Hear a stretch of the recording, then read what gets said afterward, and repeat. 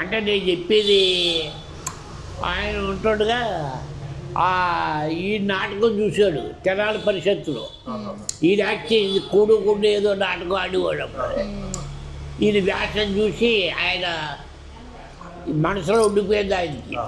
ఆయన పుట్టిల్లి సినిమా చేస్తుంటే ఈయన్ని అందులో క్యారెక్టర్గా తీసుకెళ్ళి అందులోనే జమున ఈయన అందరూ కొత్త వాళ్ళందరూ నూతన నటులతో నూతనంగా ఆయనే డైరెక్ట్ చేసి సినిమా తీశాడు పుట్టిల్లు.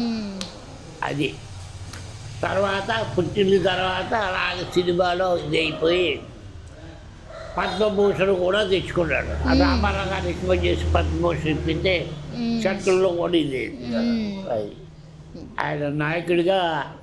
మళ్ళీ వైద్యుకు జైల్లో ఉన్నప్పుడు ఏం చేశారంటే కమ్యూనిస్టులు పేద ప్రజలకు ఉపయోగపడాలి మీరని చెప్పి కొంతమందికి హోమియోపతి నేర్పించారు. అందులో ఈయన ఒకడు హోమియోపతి డాక్టర్. ఆ డాక్టర్గా పాలకొల్లో పరిసర ప్రాంతాలే కాకుండా మళ్ళీ సినిమా జీవితంలోకి వెళ్ళాక నాగేశ్వరరావు గారి ఇంట్లో ఆయన ఒక డాక్టర్గా స్థిరపడి డాక్టర్గా లైసెన్స్ కూడా ఉంది దానికి. అంటే ఆర్ఎంపీ లైసెన్స్ లాంటి ఎంబీబీఎస్లో అయ్యి కాదు అది. ప్రతి ఒక్కరు ఇది అలాగే పిక్చర్లు అయ్యాక అందరితో ఇష్టంగా మామూలుగా చాలా చిన్న చిన్న వేషాలకి ఇవి అలా సొంత నిర్మాతగా అయ్యి బాగా ఆర్థికంగా కూడా అభివృద్ధి చెంది ఆయన తర్వాత చిరంజీవి గారిని అడ్డు చేసుకోవడం. ఆయనకి మళ్ళీ ఇప్పుడు ఉన్నాడు కదా పుష్పలో మనోడు అరవింద్ గారి అబ్బాయి అనమాట. ఇద్దరు కొడుకులు ఈయనకి, ముగ్గురు ఆడపిల్లలు. చిరంజీవి గారి పిల్లలు రెండోది, మొదలు డాక్టరు, రెండోళ్ళు చిరంజీవి గారు.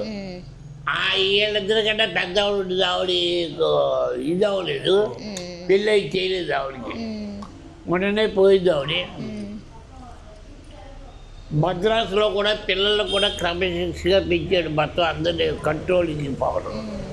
ఆయన ఎదురుకుండా చూస్తే తలెత్తుకుని ఆయన మా నంగ దేశంగా చూస్తే చూడలేము మనం. అంత అలాగా ఈ సరదాగా ఉండేవాడు, పండుగలుగా ఇది చేసేవాడు. డాక్టర్గా మళ్ళీ కూడా పని చేసేవాడు. డాక్టర్ కదా, కింద బయదాకి ఇది సాబా ఏం జాబు అన్నట్టుగా ఏదో మామూలుగా మాట్లాడటం. అది శక్తి. అందరితో ఇష్టం కూడా ఆవిడకి పోయిన ర్యాలీకి బాగా ఇష్టం. నాగేశ్వరరావు గారికి ఇష్టం, రామారావు గారికి ఇష్టం. రామారావు గారి ఫ్యామిలీ మెంబరు. ఆయన భార్యకు కూడా వైద్యం చేసేవాడు. అలాగే